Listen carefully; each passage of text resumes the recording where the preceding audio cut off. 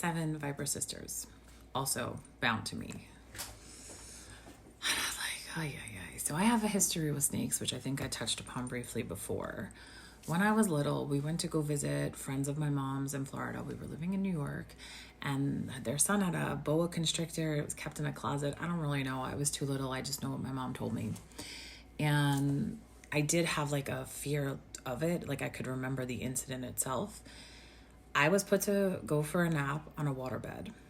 I woke up and there was this gigantic snake coiled around me, and its head had stopped like down just above my legs, obviously the womb, right?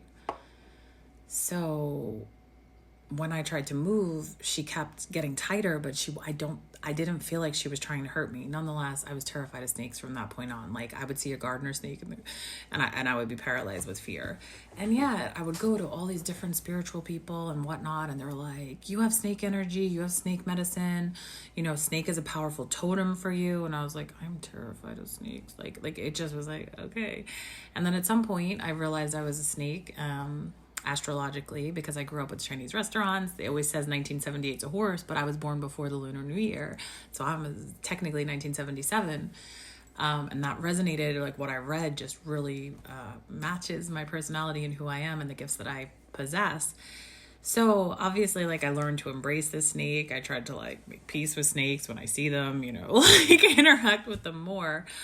And it was just so fascinating to me that I had them, and I couldn't help but wonder, like, and I said, did they like prevent that snake from continuing to go up? And he's like, yeah, it was a curse put on me, but it was like all these curses that were put on me and what was tied to my wound was actually trying to protect me. And that to me was just absolutely fascinating and a good reminder that like God, source, creator does not let something happen to you if it's not meant to. Like he took this curse and made it my protectors. And it's just such a beautiful reminder for me. So during this time, I was still working with that healer, and I had gone for a weekend with her. Like this supposed to be this massive healing. And while I was with her, like I did feel a little bit better, but there were like really, really, really strange things happening. She had rented a house for me to stay in that was on a lake, kind of desolate area in Georgia. And when all day I was with her, my phone service was fine. When she left, I had no phone service. I couldn't get a bar. Like I was completely cut off. The Wi-Fi in the house, couldn't get it to work.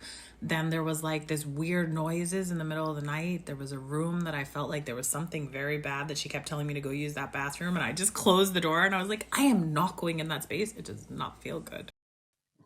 If you like this, don't forget to subscribe, comment, like, and share so you can see more. Thank you all. I love you so much.